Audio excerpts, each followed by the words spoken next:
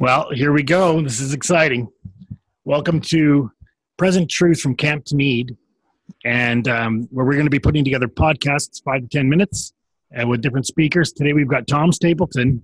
And how are you doing, Tom? What's been on your mind lately? I'm doing great. What's been on my mind? How much time do you have? Yeah, exactly. Well, we're entitling this Present Truth, and maybe we should just discuss what that even is. Right. Good idea. That's really good. You know, you talk to people about present truth. What is present truth? And it's almost, I don't want to insult anybody, but it's kind of like a deer in the headlights. What do you mean present truth? And we're discussing everything but present truth. I see this all over the place.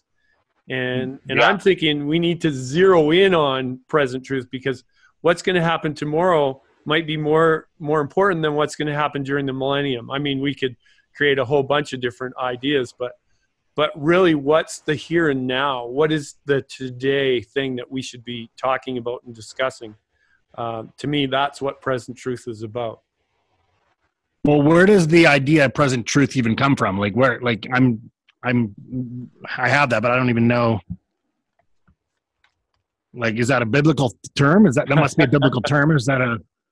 Now, Al, I know that's a biblical term, but you're just saying that, and that's a great question. Where do we get this idea? And that's what your intent on that question. Where do we get this idea of present truth? Well, present truth is a term that's found in the Bible, in the New Testament, actually, with Peter. Peter in 2 Peter, verse 13 or 12. I'll just read it, so that we know we're getting this from somewhere. Therefore, I will not be negligent to remind you always of these things, though you know them and are established in present truth. So here we have Peter, one of the apostles that walked and talked with Yeshua and gave his talk at Pentecost, which 3,000 a day were baptized. These were all things that were present truth in Peter's day, the Messiah who all Israel had been looking for. Even people that were outside of the realm of Israel, we talk about the wise men. Anybody that seeks Yeshua is wise, but these wise men came from a great distance to find this king of the Jews, so to speak. And today we're expecting the king of the Jews. A lot of people lose sight of this, but we're expecting the king of the Jews to return. And so I'm thinking that's present truth. Anything that revolves around his coming, his immediate coming, his near coming, I would think would be present truth. Would that be logical? So, what kind of topics do you think would fit into that category? Oh, my goodness. I know we were talking about some of those topics, and the list could be long, but I know you jotted down. Why don't you just run through a few of those things that we jotted down? Well, I got a few here, but I'm sure there's more. Things like the definition of progressive revelation, things like predestination, the millennium, the resurrections, the temple deception. That's a huge one that seems to be in the news right now. Mark of the beast, the elect. But I mean, there's got to be more. But why do we need to understand this present truth? We must be in a time then, like Yeshua was talking about when he was talking to Peter. If we're not near the end, then this wouldn't matter. We must be near the end. Right. And these are the things that we want to be talking about, is things that are going to make a difference today for the believers, things that have immediate importance. Like I said earlier, and I use this quite a bit, is the millennium topic is really, really interesting, and there's lots of ideas about what's going to happen during the millennium, where it's going to be. Is it in heaven, or is it on earth, or, are we going to rule, and all this kind of stuff. That's all interesting conversation. But to me, I want to get to the millennium. So while it's an interesting topic, and I'm not saying we never talk about it, but I want to make sure I'm one of the elect that get into that millennium. Right. And so what's more important to me is what is going to make a difference in my life today, so that I am one of those elect.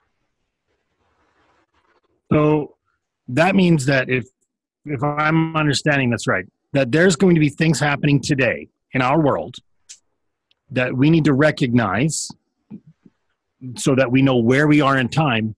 And that is the type of information that is going to help us change our behavior into the type of behavior that Yeshua is returning to see. There you go. I think you really summed that up well. That's exactly right. And I was talking to some people yesterday, actually, and this kind of plays right into that, is in my mind, the Bible is God's calculated means to change the hardware of our mind. It's to reprogram the way we think. And if we change the way we think, the way we act is going to change as well. So in every generation, God has, as it were, a new progression of truth, a new understanding of truth. And today there's many things that people are studying that would be categorized in present truth. And I think of another one. Let's just do another one. The renewal or a correct understanding of what actually happened at the cross. Was God's law nailed to the cross? I would say that's a present truth, because we see in Malachi, we see that right at the time of the end, just before the coming of the Messiah, there is a renewal or a new understanding that what we have thought for so long really isn't correct, and that God's law was not nailed to the cross, and that it says at the time of the end that there will be a new understanding that we need to get back to God's law and his way, because certainly if he's going to come back and set his kingdom up in some way, shape, or form, we need to understand what his laws of his kingdom are. And we need to go back to the law of Moses, which is actually a misnomer, because it's actually the law of God that he gave to Moses, and that's how it's known as the law of Moses. It's really the law of God, and so on. So that would be a present truth understanding that people are coming to grips with now. And so we want to use, like you're saying, we want to use the Bible, is what you're saying. But the information's in here, yes, and we don't have to go to any outside source. So these topics, the elect, day and the hour that no one knows, or maybe we should know, all these different topics, the numbered days, there's information in here, in this word, that is going to give us the truth on these things, not being deceived, so on and so forth. So do you see in today's social landscape evidence that we are living at the end of time? Do you see things that signify and would line up with what Yeshua was saying in Matthew 24? Absolutely. No question in my mind about it. In fact, I am planning my life as if we don't have very much time left. I've rearranged my whole life, and people say, well, I should live the way, Yeshua is coming back tomorrow. Well, the reality of it is, if we actually knew he was returning tomorrow, would we change anything? Some people, I wouldn't change anything. But reality is, if we're honest with that question, I do believe we would change a number of things in our lives. Number one, if I'm a multimillionaire, or if I have lots of extra money, maybe I would put it into the work, or maybe I would do this or do that with it. Because why do I need, is Yeshua returning to pick up our bank accounts or to take over the land deeds on all of our, many land owning things, arrangements that we have?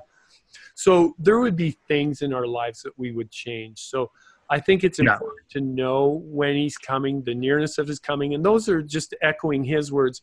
He said, when you see all these things, know that the end is near. And those things that he said were written down in prophecy. So if we compare prophecy with what we're seeing on the evening news, I believe his point was, know that it's near, even at the doors, so that we can make that preparation not only spiritually, but physically as well.